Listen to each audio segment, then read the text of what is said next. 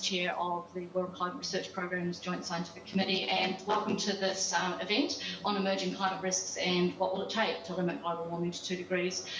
This is a joint event between WCRP, we have our 3 co-sponsors, the IOC, the Intergovernmental Oceanographic Commission, the International Science Council, and WMO, the World Meteorological Organisation. And also leading this event is Future Earth and IPCC Working Group 1. So welcome everybody. This is a truly hybrid event. We have people online, we have people in person in Glasgow, so expect a few technical bumps along the way, but I'm sure we'll make it all work because we have a fantastic set of presentations coming up. So the way this will proceed, and we'll move quite quickly into the keynotes, we have a video message from Valerie, the co-chair of the IPCC Assessment Working Group 1 report, then Helene, then Detlef, and then Johan, and then Peter will all speak. And we won't have any questions during those talks. We will then go to a panel discussion and Q&A. We will get some short interventions from people that you can see listed there, Gabby, Greg, Regina, Bruce and Sabine, and then we'll go into discussion and Q&A. So I will stop sharing. I'm going to hand back over to Detlef to say a few words as chair of WCRP's Joint Scientific Committee, and then we'll go straight to the video presentation from Valerie. Detlef. Yeah, thank you very much, Helen, and thanks a lot for these opening remarks and showing the program. I welcome everybody online. I also welcome everybody on YouTube. Unfortunately, I just saw a message that the YouTube channel doesn't see the slides, and I still struggle a little bit getting the connection to the people in Glasgow. It is hybrid, and apparently hybrid does have its problems. But nevertheless, we do want to start our very exciting program. We all know it's a very dramatic time. It's actually a time of urgency where everybody hopefully gets a sense from this COP that we have to act. And this event is really meant to highlight the challenges, the risk that will come towards us, and also, in fact, sort of give the sense that together IPCC, WCRP and Future Earth are ready to actually provide information and develop that information that's really required to deal with whatever comes towards us. So with this, we really should start into the program, and the first contribution will be a video contribution. If you could start Valerie's video, please.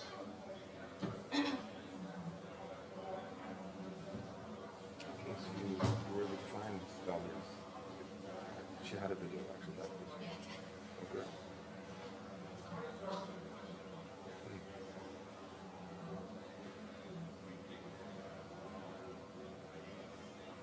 First of all, I would like to express my gratitude to the World Climate Research Programme and the climate research community for the science advances reflected in the IPCC AR6 Working Group 1 report, and for all the contributions to the report, including the review process, which is critical to produce a rigorous and robust assessment. Human influence on the climate is now unequivocal.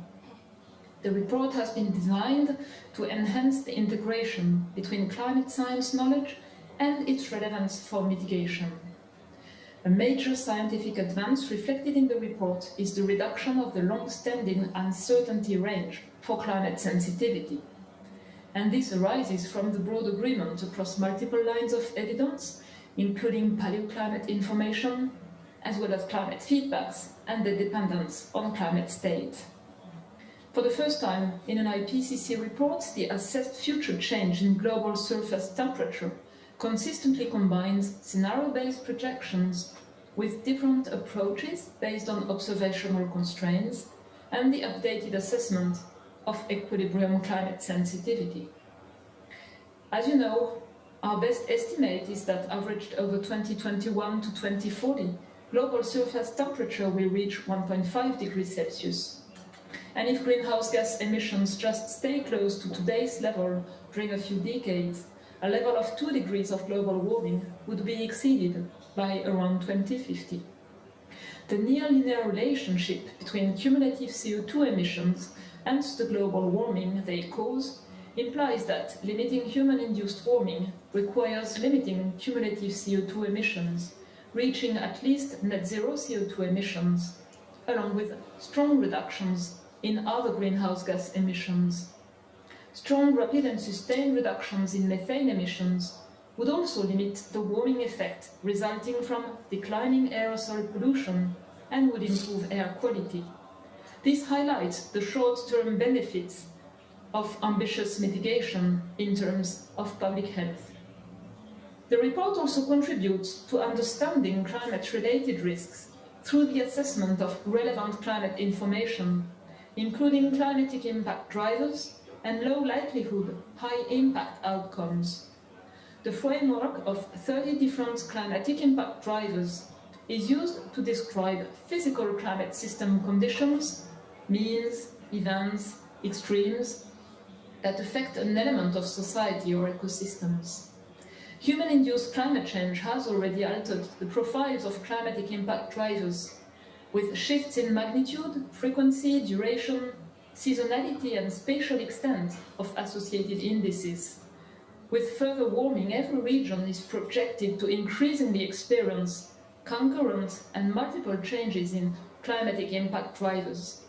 They would be more widespread at 2 degrees compared to 1.5 degrees of global warming, and even more widespread or pronounced for higher warming levels. Today, low likelihood outcomes, such as warming substantially larger than the assessed very likely range, or forest dieback, ice sheet collapse, abrupt ocean circulation changes, or some compound events, extreme events unprecedented in the observational record, cannot be ruled out. Their probability increases with higher global warming levels. Building on this report, I would like to bring to your attention the following 3 actions which could be targeted by the climate research community. 1. Increase our understanding of rare compound events that have a low likelihood of occurrence but potentially devastating effects. This includes the observational basis, process understanding, and fitness for purpose of models regarding rare extreme events, such as dangerous heat thresholds affecting multiple regions critical for global food security, or successions of events, such as such an event followed by a major volcanic eruption. Therefore, looking at the possibilities that include human-induced effects on extremes, their interplay with internal variability, and the interplay with natural drivers. 2. Build bridges between the climate and ecosystem biodiversity research communities to better understand the effects of a changing climate and local pressures on ecosystems and their ability to store carbon. This is related to the potential reduced efficacy of carbon sinks in a warmer world, the potential and limits of so-called nature-based solutions, and concerns about processes currently only partly included in Earth system models, such as forest dieback, fire, microbes in soils and in the ocean. 3. Accelerate progress in Antarctic climate science, in particular related to Antarctic sea ice and ice shelves, as their future changes remain associated with deep uncertainty, but with potentially major relevance regarding the contribution of the Antarctic ice sheet for sea level rise. Thank you for your attention and have an excellent side event.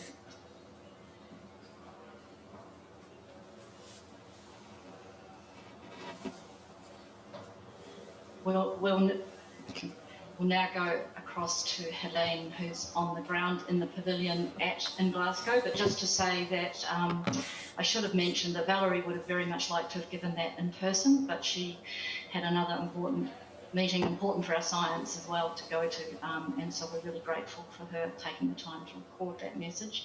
Helene, are you able to? Yes, can you hear me, join us now? Helen? Yes, we can. Yes, okay, we can. Great. The floor is yours. Okay, so hopefully my slides will appear in a second. Yeah, I'm going to talk really about the low likelihood, high impact outcomes in the report. And I thank other people for their contributions.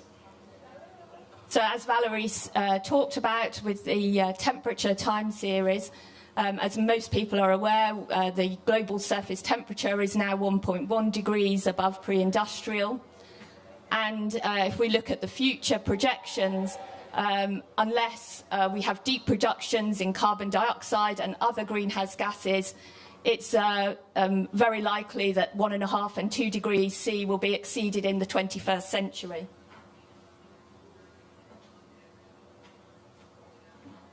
However, we can't rule out that surface warming above the very likely range can be ruled. So the surface warming above the very likely range cannot be ruled out.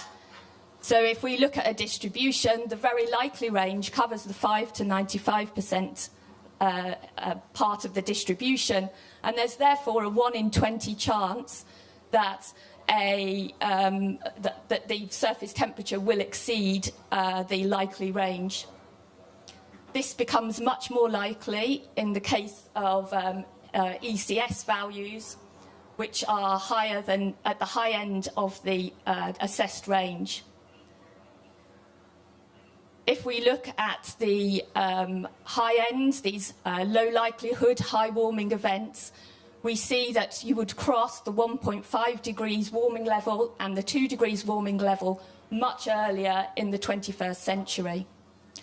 And if we look at the spatial patterns of warming in 2100 for SSP1 2.6, you see that the best estimate is shown on the bottom, and the top is from a very high warming model, even for SSP1 2.6. And you can see that regionally there are much warmer values there, which has consequences for society and ecosystems. So exceeding 1.5 and indeed 2 degrees Celsius this century would have dramatic impacts on extremes, as Valerie talked about, increasing the hottest temperatures that we would see, the frequency of droughts, high precipitation events, the decline of snow and the incidence of tropical cyclones. But this will extend beyond 2100, and with sea level, if we stabilise at 1.5, we might limit sea level to 3 metres, but at 2 degrees and 4 degrees, we would see much higher sea level. Now, some parts of the climate system respond almost linearly to temperature change. So, for example, Arctic sea ice area, snow and permafrost volume at least up to 3 degrees. However, ice sheets, deep ocean circulation respond much more slowly, and we're already seeing irreversible committed change, including in sea level. The paleoclimate records indicate the existence of tipping elements. So, for example, ice sheets can melt relatively quickly, but will take many years to recover from that. So in the 6th assessment report, we look at tipping points, irreversibility, abrupt change, which is a change that is substantially faster than the typical rate of change in its history. And we assess low likelihood, high impact outcomes, where the probability of the occurrence is low, as I showed in the low likelihood, high warming events, but the potential impacts on society or ecosystems can be very high. So we assessed a number of elements in the report, both in the land and cryosphere and in the ocean. We looked at potential abrupt climate change, irreversibility, projected 21st century change. We assessed the global monsoon, tropical and boreal forests, cryosphere elements, permafrost, Arctic and Antarctic sea ice, and the Greenland and West Antarctic ice sheet. And in the ocean, we looked at ocean heat content, sea level rise, changes in the overturning circulation, and acidification and deoxygenation. So if I turn first and talk about the Atlantic meridional overturning circulation, so obviously we care about this globally because of the heat that it transports northwards, and regionally the impact on sea surface temperatures affects the atmospheric circulation. So in the report, we find that it's very likely that the overturning circulation will decline over the 21st century. And we have medium confidence that there will not be an abrupt collapse before 2100. We looked at stabilisation, and up to 3 degrees of warming would lead to a decline of 15 to 30% for several decades, before a recovery over about 200 years. We assessed the Greenland and Antarctic ice sheet change in terms of global warming levels. So at sustained levels between 2 and 3 degrees, there's limited evidence that the Greenland and West Antarctic ice sheets will be lost. However, if global temperatures go much higher than this, so beyond 3 degrees, there will be a near complete loss of the Greenland ice sheet and complete loss of the West Antarctic ice sheet over multiple millennia. So the ice sheets have a large effect on sea level rise. They're one of the biggest contributors to the current rate of sea level rise. In an intermediate scenario shown in yellow, where global temperature is below 3 degrees, we would expect about 44 to 76 centimetres by the end of the century. However, there's a plausible scenario that we assessed in the report where increased melt from both Greenland and the Antarctic ice sheet could lead to an additional metre of sea level rise by 2100.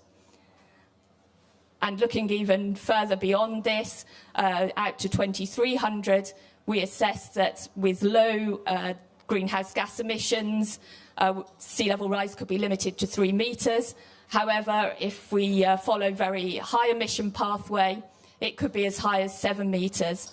And indeed, at very high warming levels, this could trigger a massive loss of ice from the marine ice cliff instability, which could lead to sea level rise greater than 15 metres on the 2300 timescale.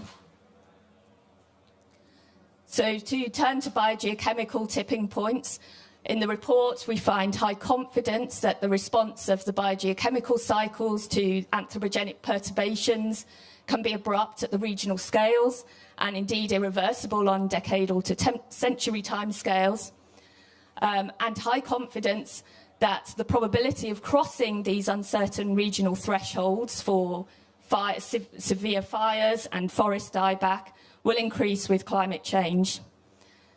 Now, I'll just go on to tell you about the impact these might have on the carbon budgets.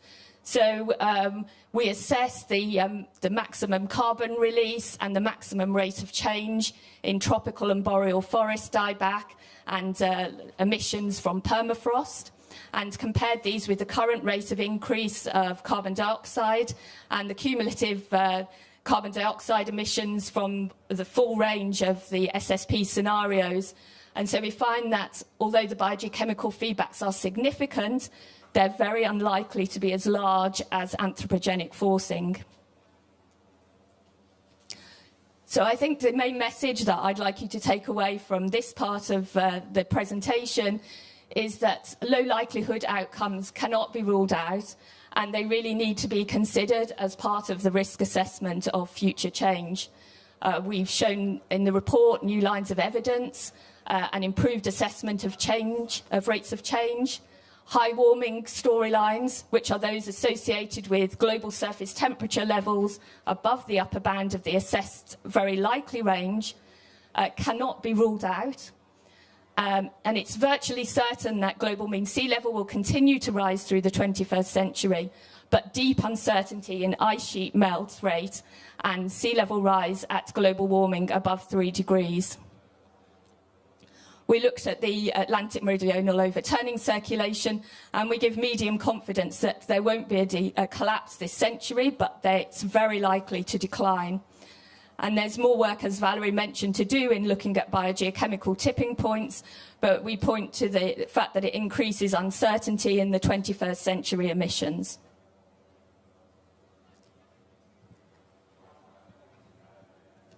Thank you, Helen. Is that the last slide for you? Yes, it is. Thanks. Sorry. Okay, thank you. Thanks very much for that.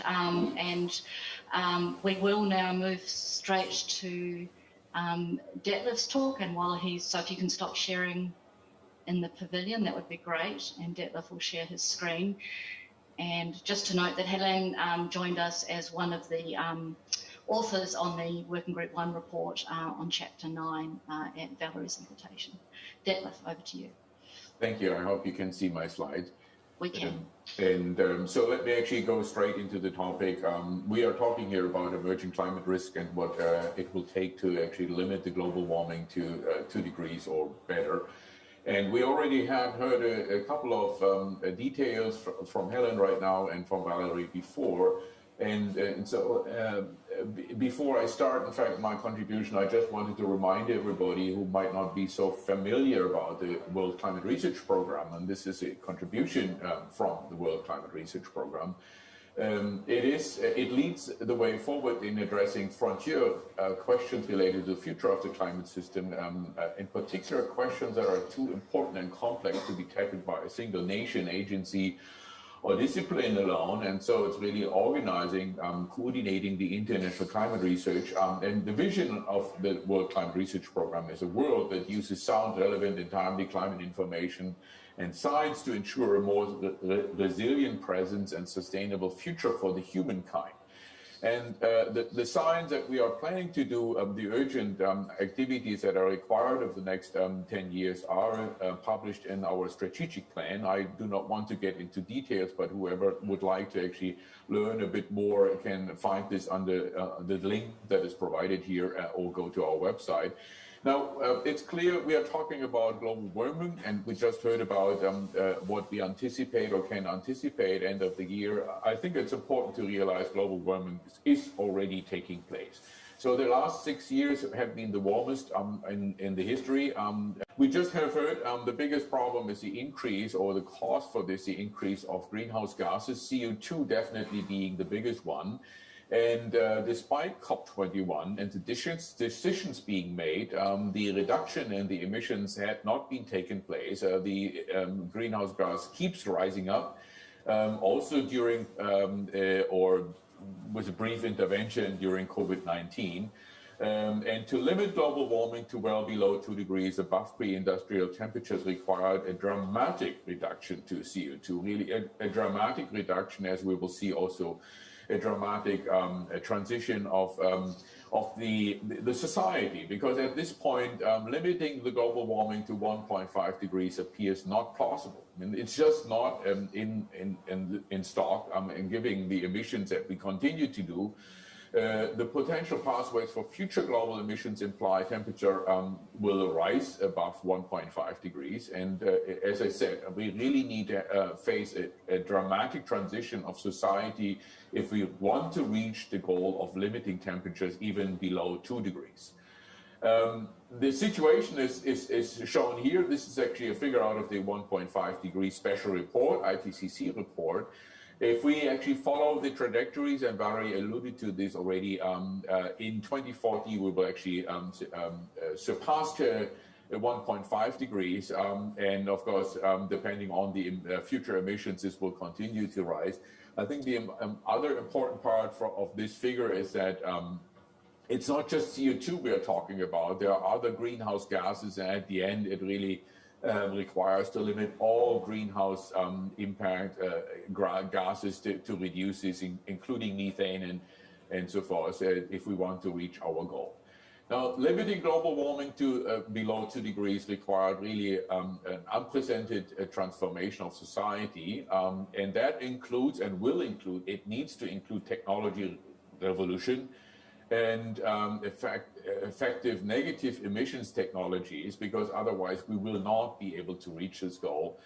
But the pathways, how we reach this, sooner or later, or with some plateau or so, it really matters how we reach this, because the climate system, of course, is reacting to the pathways of the emission scenarios, and a lot of that information, what kind of climate will follow later on, has to be developed.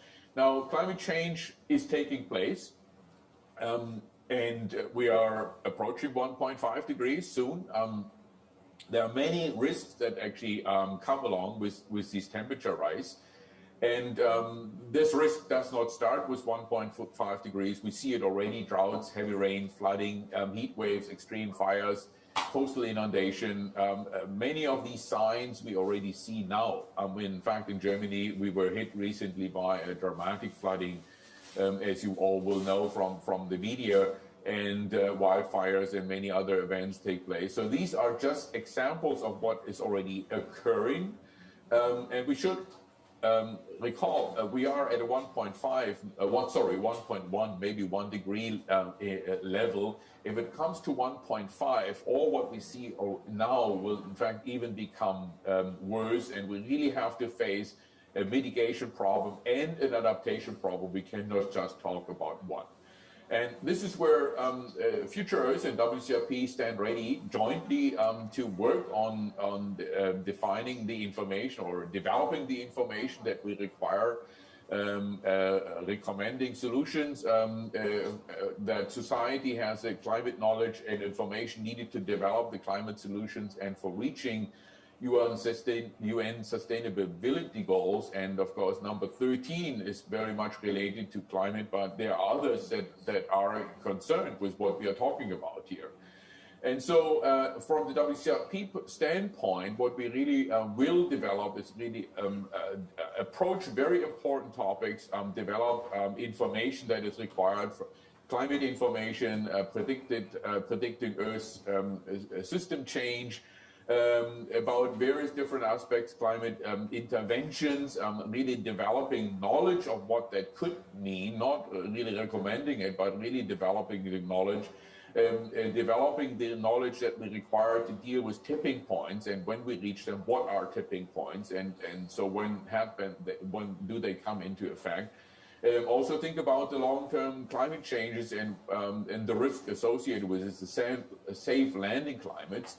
And we will probably hear more about this. And so this is really all the topics where WCRP will expand significantly its activity to really provide the information that society and decision makers need. And just very briefly going through a few things, the energy in the Earth system is rising. We know this all, and it will keep rising. And a lot of that energy actually gets into the ocean, but it's not just the warming that matters. In fact, it will impact the oxygen content, it will impact the ecosystems, the biogeochemistry, and so much more than we just would imagine from the energy system. And WCRP will provide the science that is required to understand these changes. Heat waves on land are threats to health and food security and are associated with droughts and fires. But there are also heat waves somewhere else, like in the ocean. Heat waves happen to be in the ocean, very important for marine extremes and have huge consequences, for instance, on corals, on the ecosystems. And again, WCRP will investigate the future of the heat waves on land, in the ocean, changes in the global water cycle, and other extremes that are associated with these changes. And my last point here is rising sea level. With the global warming, of course, the ocean will expand, it will warm up. But there's also, in particular, the response of the terrestrial cryosphere, the ice masses that will lose mass and that will go into the ocean, leading to an increase of sea level, in particular for low-lying islands and societies, threatening these societies.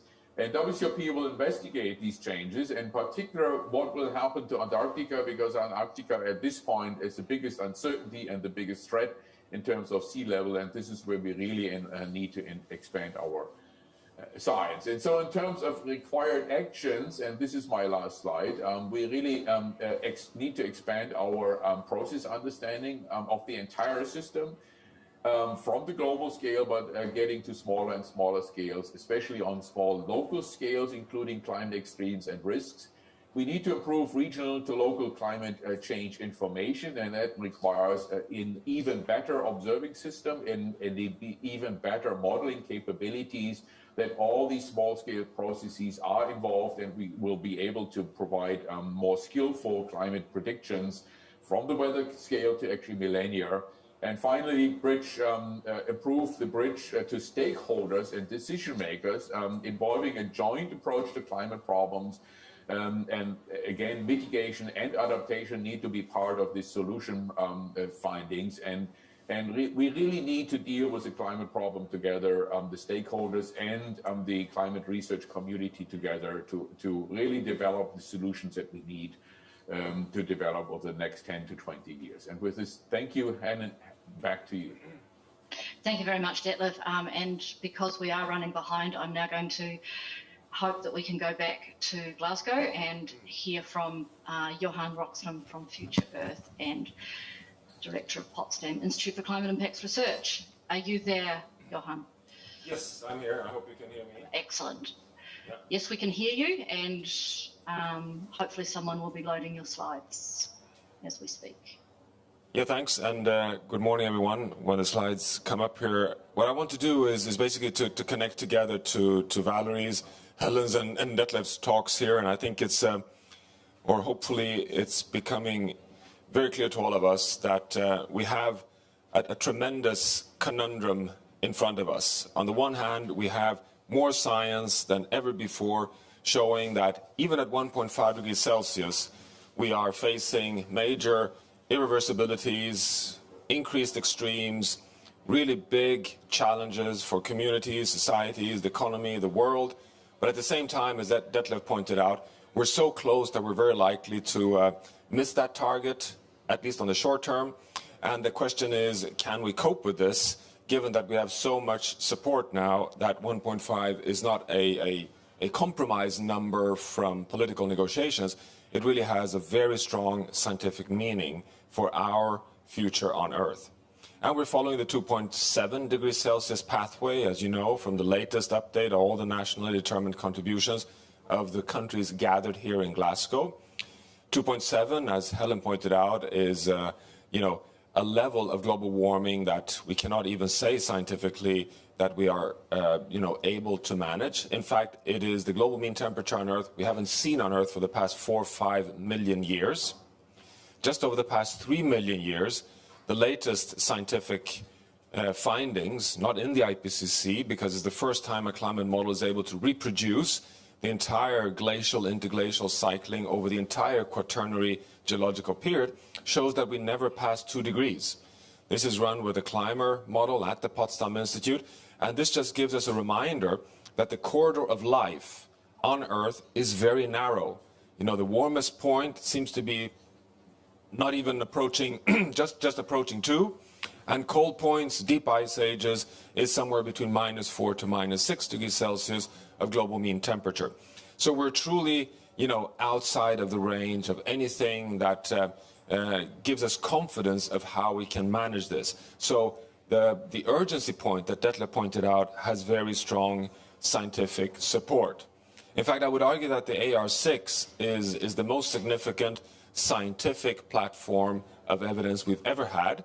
This is just one way of showing the advancements in science over just 2 IPCC assessments. What you see here is the number of times in the 5th assessment that you scientifically find statements of medium to high confidence. It was 100 times in the 5th assessment, but 180 times in the 6th assessment. So it is clear that the more observations, the more analytics, the more modeling, the more scientific efforts of understanding the complex coupled Earth system, the higher confidence levels do we have in terms of climate sensitivity, in terms of everything that Helen shared with us here earlier. So this is really important, that politically there is no excuse to not act with urgency with the evidence we have today. In fact, the journey of the science, I would argue, is really quite dramatic. What you have here is the very famous red embers diagrams of science. The darker the red, the higher is the confidence of risk. This is the red embers evolution over 4 IPCC cycles from 2001, 20 years ago, until the 1.5 degrees Celsius report in 2018. What you have on the x-axis here is global mean temperature, and what you see is that 20 years ago, the scientific assessment, the best scientific assessment, was that the risk of large-scale discontinuities, crossing the tipping points that Helen showed, was scientifically assessed to be, somewhere up at 5-6 degrees Celsius of global mean temperature rise. That was not a risk because nobody was suggesting that we would reach such disastrous levels of warming. So the assessment 20 years ago was basically zero risk. Look at the situation today. We are today, just as Helen showed, as Detlef showed, as Valerie showed, at a situation where the red is blinking already at a 2 degrees Celsius point. Not that we can say for certain, as has been very clear in the IPCC. We're talking many times about low probability, high uncertainty, but very large impacts because these are irreversible changes. But as Helen pointed out, tipping points cannot be ruled out. And this is what the warning signs are all about, that we need to take a precautionary approach in this transition phase. Now, the mapping of the tipping elements that have now been so well represented in the IPCC 6 assessment were published the first time in 2008. This is the classic first mapping of the 15 tipping point systems that regulates the state of the climate system and that have multiple stable states. So this is actually where it all started. It's not so long time back. Then 10 years on, we did the 10-year update of the tipping element system, so just before the IPCC assessment comes out, and we show that 9, shown here, of the 15 systems are showing signs of instability, meaning that they may be approaching tipping points. And we have a lot of paleoclimatic data and evidence showing that these systems have multiple stable states, that a rainforest can, if it's pushed too far, tip over into an irreversible journey towards a savanna state, that you can have stable ice sheet or destabilized darker surfaces with more liquid water. These are multiple stable states that we need to have a very, very close eye on because they regulate ultimately the climate sensitivity and the state of the Earth system. But the key scientific frontier on this assessment was not even the assessment of risks relating to instability of tipping elements. And just to remind, as Helen pointed out, the IPCC 6 assessment puts its fingers on the green ice sheet, Arctic sea ice, the Atlantic circulation, the AMOC system, the West Antarctic ice shelf, the permafrost thawing. So 6 of the 15 are already in the IPCC 6 assessment. But what I find really important to recognize is that the scientific frontier is actually starting to show that these systems have interconnectivity. For example, that when the green ice sheet melts so fast, releasing cold freshwater, this is very likely the reason why we have a slowdown of the overturning of heat in the North Atlantic that Helen pointed out. That in turn may have an impact on the monsoons in the tropical regions, which may explain the higher degree of droughts and fires in the Brazilian part of the Amazon. But also, with a slowdown of the overturning, you will have more warm surface water in the Southern Ocean, which may explain why we have accelerated melting in the West Antarctic ice shelf. So you have this interconnectivity between the Arctic and Antarctica. And this is particularly worrying in a situation where you have such an amplified, accelerated melting and warming up in the Arctic, with 2 to 3 degrees Celsius of warming when the world is warming with 1.1 degrees Celsius. So this is a scientific frontier. So one has to recognize that the IPCC, which is such a tremendous effort across the entire scientific community, is the baseline upon which we all agree upon. But then we have the frontier where we're always advancing the science, and this is one part of that. Not resolved yet. We're working on this very hard, but it's just again piece of evidence of the need for precaution. I just want to also send one second reminder, which is what both Detlef and Helen pointed out, is this journey towards a net zero world economy required for us to have any chance of holding the Paris Agreement range of well below 2, which gives us something between 400 and 500 billion tons of carbon dioxide in a remaining global carbon budget. This is the biggest transformation of the world energy system ever. But that won't be enough.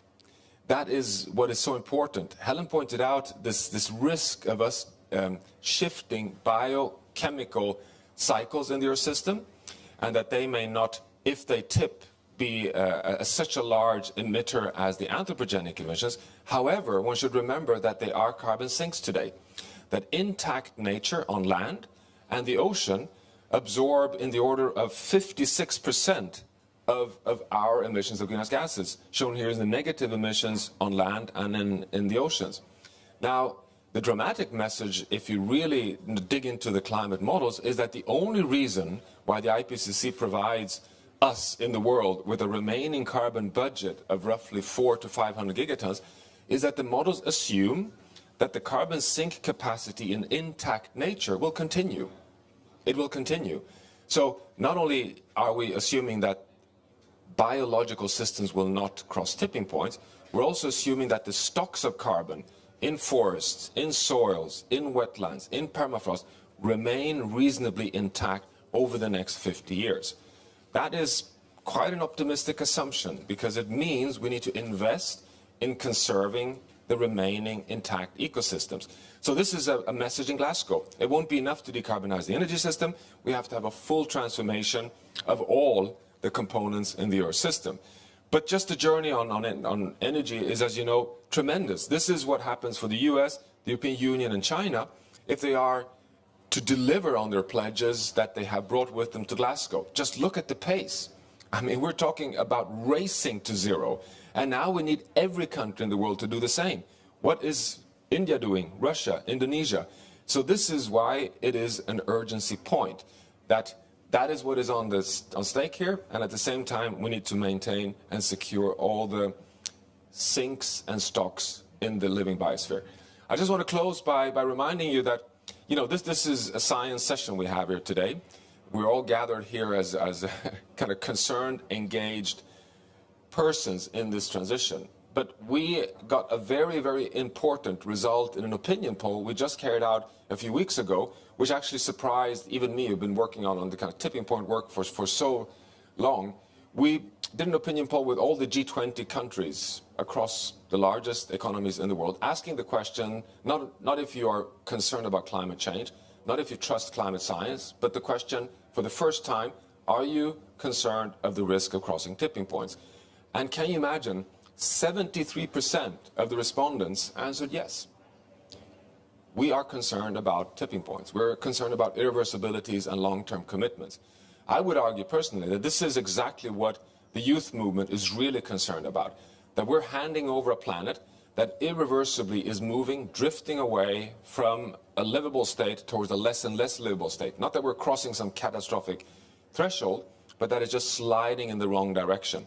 But this is interesting, and we even had to go back and check if the data was somehow biased in any way, because I had not expected that level of awareness is out there of the risks we're taking. So I think we have a lot of confidence of moving forward. And as was asked, what could be 3 scientific challenges moving forward? Well, my top 3 would be, along with Detlef's point about a more integrated Earth system understanding about connections, cascades, tipping points. We're actually launching now, together with the World Climate Research Program, something called the TIPMIP, the Tipping Point Model into Comparison Project, which we do with Future Earth and the Earth Commission, to gather the scientific community to address exactly the points that Helen was sharing about the confidence levels of understanding risks, probabilities of crossing thresholds in the Earth system. We're also really exploring more and more social tipping points. How do we get on board S-curves of positive change that can really accelerate the pathway towards a zero-carbon, nature-positive future? And finally, I think it's time for us to really start gathering the scientific community around the earth sciences and the political sciences around governance. We need to become governance of the entire planetary system. In fact, we are now proposing to redefine the global commons in the Anthropocene. The global commons in the Anthropocene must be the tipping elements. We all depend on them. They are no longer just the high seas and space and Antarctica systems that are outside of national jurisdictions. They're inside national jurisdictions, yes, but they are big biomes, big biophysical systems that we all depend on as citizens on Earth for the stability of the world. And we think that this is now something we need to raise much, much higher up on the agenda. So some challenges there for the years to come to tip this over in the right direction in terms of a journey towards the desired outcomes that we're all aiming for here in Glasgow. So with that, back to you, Helen, I think, in the studio somewhere in the world. Yes. I'm here in Australia. Thank you, Johan. It's a great pleasure to ask Sir Peter Gluckman, the new president of ISC, to speak to us, Peter. the floor is yours. Thanks, Helen. The International Science Council, as you know, is the global NGO representing science formed by the merger of the natural science community and the social science community. And 36 years after the Villach conference, which one of our predecessors, EXU, sponsored, which produced the scope report that called for international cooperation to prevent global warming and led to the formation of the IPCC in 1988, we face the sad and urgent reality of having to have the side effect. What will it take to limit global warming not just to 1.5 degrees, but 2 degrees? The warning signs are all around us, and yet countries, especially those that could make a real difference, duck and dive in making adequate actionable as opposed to wishful responses. But perhaps some of this is perhaps understandable. Much focus has been by our community on detailed reports, assuming that placing complex models, technical language and their conclusions in front of policymakers is enough. Policymakers are caught. It's the basic principle of science advice that we must provide them with practical and scalable solutions, not just problems. And any specific political action must have social license from citizens. And the question I would pose is, are we helping sufficiently?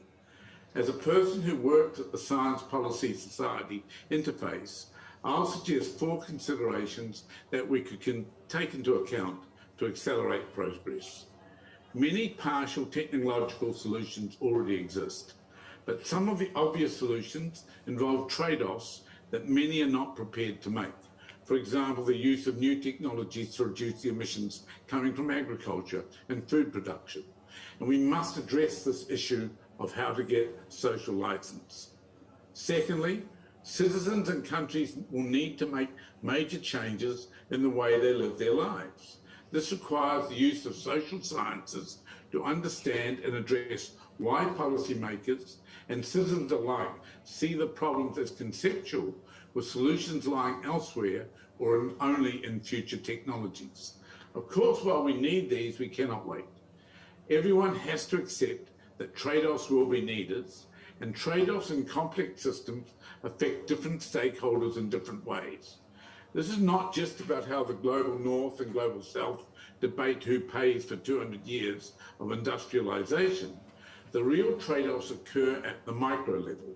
The farmer or rice grower who must change their practices, the massive shifts in transport that are needed, ending the hunger for coal, and much more.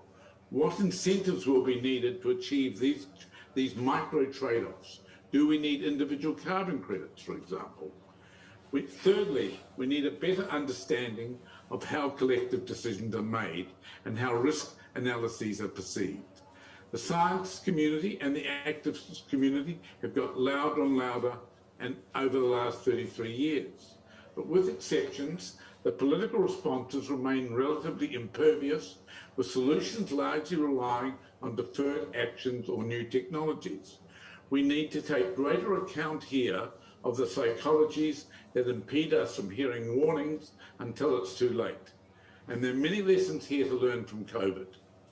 Surely it's time for the multilateral system, as Johan suggested, to look at itself seriously and let a system that was designed immediately after the Second World War is no longer fit for purpose. And at the very time the world needs an effective multilateral system, we face emerging nationalism. We need to understand what to do here. Nations must see that it's in their enlightened self-interest to work together to address this challenge. And science itself must change. Climate science, all of you have done a great job. Many scientists have documented what is happening to the planet and its biota. Energy technologists and others are making great progress in finding technological solutions. But technologies alone will not solve the problem. We need social science, decision scientists, political scientists intimately involved.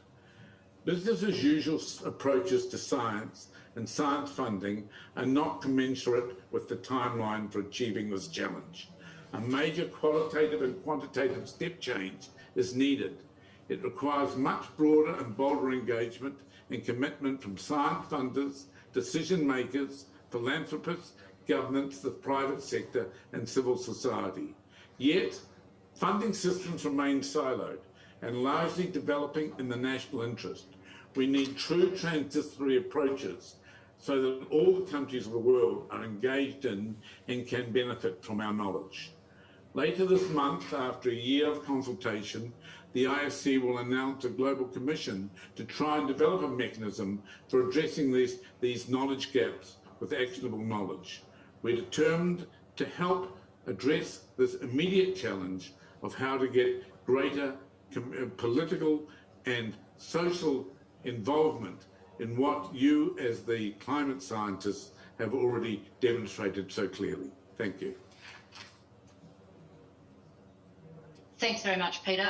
It won't take a rocket scientist in the audience to see that we're behind time. We've now got we've asked actually some of our colleagues to provide some commentary from their perspective. So we're going to go into this panel discussion that will be 4 2-minute interventions.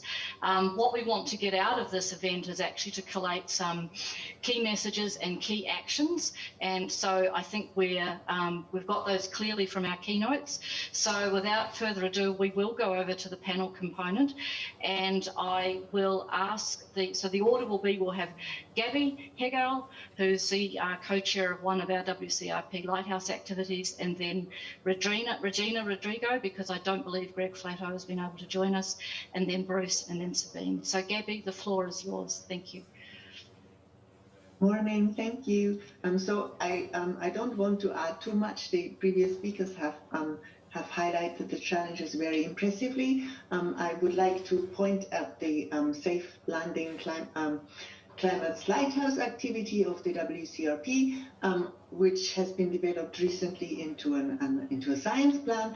And the things we want to focus on are exactly the things that have been highlighted in the previous talks. So we want to ensure that we are on a path to better quantify climate risk. That includes figuring out which emission pathways preserve habitability and food security, and what are our limits to adapt. We want to focus on risks of high probability, high impact, low probability events, including tipping points, large carbon release, and a lot of the events that have been highlighted in previous talks this morning. We would like to look at what climate implications of carbon dioxide removal would be, while tensioning it against biodiversity, food and water supply.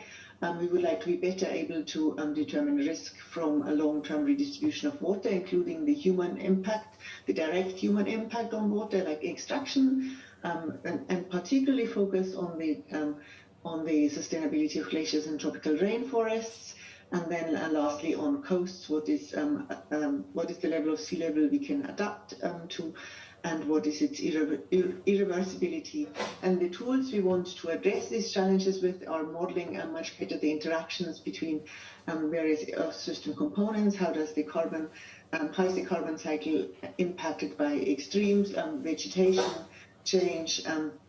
How does ice interact with climate on a more interactive, in a more interactive way? How, and particularly also highlighted by the previous talk, what is the interaction of society with all these things? And we want to challenge the models with paleoclimatic and observational evidence. Thank you. Thank you, Gabby, and keep your camera on so that people can keep you in sight. And I guess the sequence we wanted to go through here was to be very clear on the science, and then go through to some of the more engagement activities we've got, which Regina and Bruce will talk about. But I think, Gabby, really nice to see, picking up from that and also Detlef's talk, how WCRP is getting itself organised to address some of these big science challenges that Johan and Helen told us about. So thanks, Gabby, and the floor is now with Regina. Hello, I'm Regina Rodriguez from Federal University of Santa Catarina, and I'm here representing the WCRP New Lighthouse Activity My Climate Risk. And just a second, oops. And so we have made great progress in climate science, and today we can comfortably say that climate change is real and is inequivocally driven by human activity. Climate science also tells us that we should limit human-induced global warming to a specific level, and this requires strong reductions in greenhouse gas emissions. Mitigation to achieve our vital goals, we know, requires in turn global coordination and government policy. Therefore, top-down approaches to climate information serves well for mitigation purpose. However, there is a widely accepted gap between the production and use of climate information for adaptation. It's also widely accepted that at least part of the reason for this situation lies in the challenge of a bridging between top-down approaches to climate information on the global scale and local decision context, which is necessary to take a bottom-up perspective. We urgently need the climate change science to guide adaptation policies that will minimize the vulnerability of societies across the world by reducing exposure and sensitivity to climate hazards and enhancing the capacity of communities to proactively adapt to evolving climate risk. We also know that many of the adaptation policies have mitigation benefits as well as the co-benefits. So we needed to grapple with the complexity of local situations, our local reality. However, simplicity is important when dealing with deep uncertainty. We need to empower local communities to make sense of their own situation, which can be addressed by developing methodologies that build trust and transparency. Much of climate change science is necessary big science, but in order to make climate information usable for adaptation, it is also necessary to discover the beauty of the smallness. And this is what we propose within the WCRP new Lighthouse Activity My Climate Risk. And our take-home message is we need climate change science for adaptation that takes a bottom-up approach and considers the reality, but with simplicity and empowerment of local communities. This is very aligned with the words that Peter Glunton just said. So that's my message. Thank you, Regina. Yes, there's definitely some themes emerging. So you don't want to hear me, you want to hear from Bruce. So I'll hand over to Bruce now, who is co-chair of one of our new projects on regional information society. Bruce. Thanks, Helen. I'll try and get to my 3 key messages quite quickly in the interest of time. I want to take a scale question to information, and this builds very nicely on what Regina has been saying. Recognize that at the global scales, we have lots of robust climate information, but weak action. Yet at the local scales of the impact, where the individual makes decisions, we have limited robust information, but generally a willingness to act. And so we have a dichotomy here, a tension between where the resources and the resource decisions are made and where the impacts are happening. So if we were to reframe the question of emerging climate risks and what will it take to limit global warming, as what about the science is constraining the action at the decision scale? Well, this is where I want to speak from as a scientist who's been working in Africa for 30 years in a developing nation context, and from the perspective of the WCRP Regional Information for Society core project. And I'm not going to go through all the details on this in the interest of science, of time, but there are a lot of factors we can identify that magnify the climate risk at the local scale. And we won't go through that, but I'll just summarize them in a few key messages about what the challenges are here. Firstly, if we want to act at the scale of policy and decision, and so manage the regional climate risks, firstly, we're actually not really lacking information. What we're lacking is context-relevant information. And the need here is how do we effectively resource transdisciplinarity and real intellectual partnership between and within regions. And I'm talking about between developed nations and developing nations, and within developing nations, the areas are most vulnerable. And this is something that the Regional Information for Society core project hopes to facilitate quite strongly. Secondly, the power centers of the resources and research capacity are often not strongly focused on the most vulnerable regions and on developing the scientific capacity of the most vulnerable regions. We need to invest in the capacity development of these regions so that we can have locally informed decision-relevant climate information. So the context relevancy of Nairobi, for example, comes in to the construction of the climate information relevant to decision and policy in the city.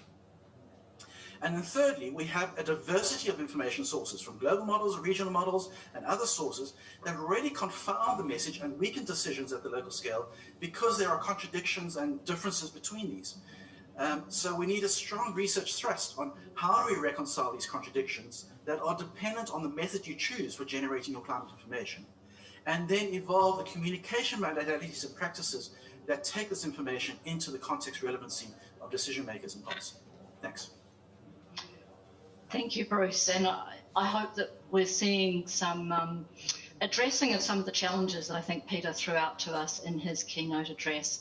And on that, then we'll go to Sabine, who is from Future Earth and has spent a lot of time thinking deeply about climate change mitigation and sustainable development. And so I'll invite her to the floor to give her thoughts. Thank you, Sabine. Thanks very much for the invitation and the kind introduction. So as we've seen in today's keynotes, there's overwhelming evidence now from the climate science community on the need to ratchet up ambitions to reduce emissions and limit temperature increases in order to keep climate impacts to a minimum and reduce the risk of crossing important tipping points. I think both Valerie's and Helen's interventions were very clear on this, and Johannes clearly also underlined how real these risks have become, and that even at temperature increases that we're headed for now, tipping points cannot be ruled out.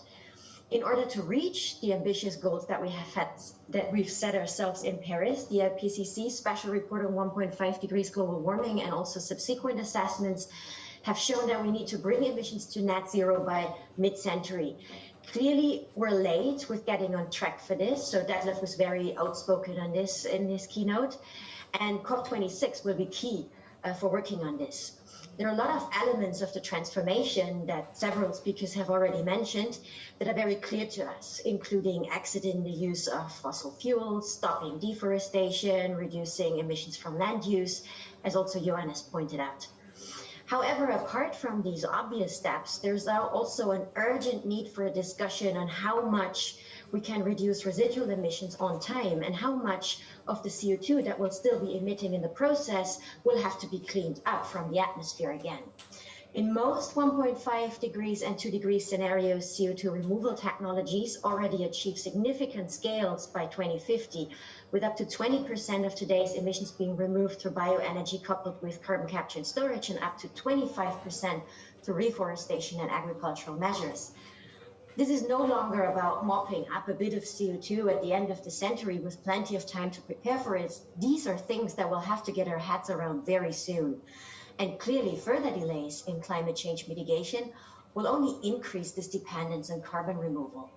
However, comparing these pathways to what we see going on in reality, there's a striking gap both in innovation and policy, but also in terms of societal dialogue. The technologies and approaches to remove CO2 from the atmosphere that are currently prevalent in these pathways are very controversially discussed at the moment. Where should the biomass come from without jeopardizing other sustainable development goals if we are to scale bioenergy so much? How permanently can CO2 be stored in forests and other ecosystems if we look at ongoing climate change and what it has done to our forests just this year?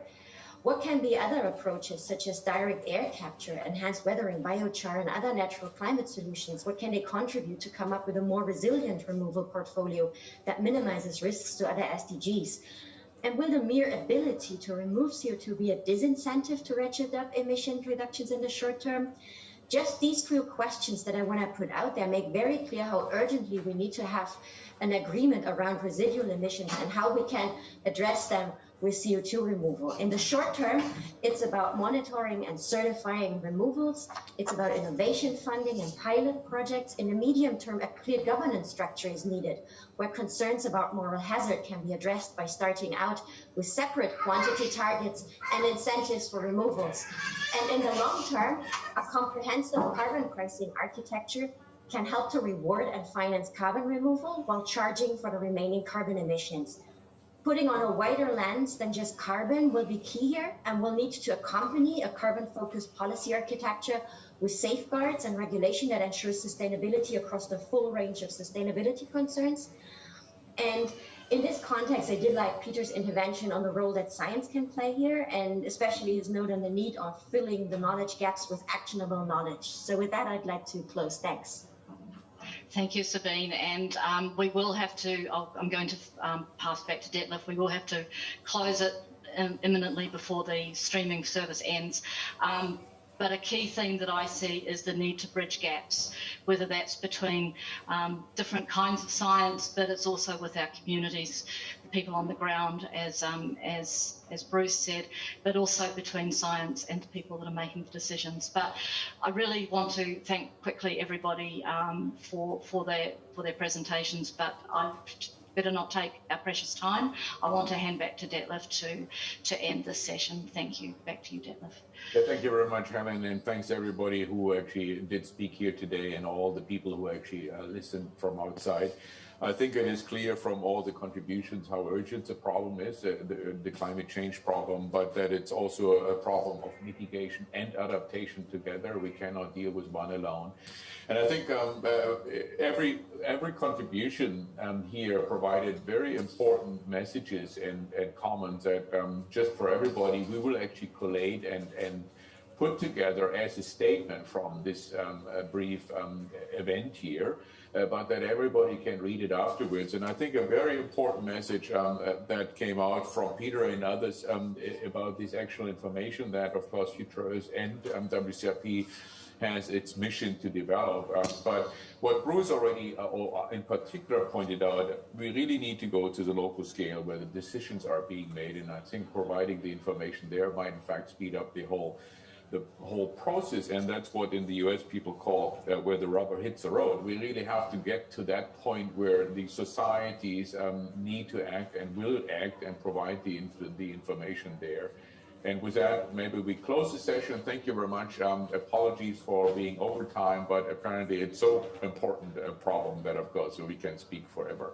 Thank you, and a good day or a good night for everybody around the world. Bye-bye. Thank you, and good day, good night. Bye-bye. Thank you. Thank you. Thanks.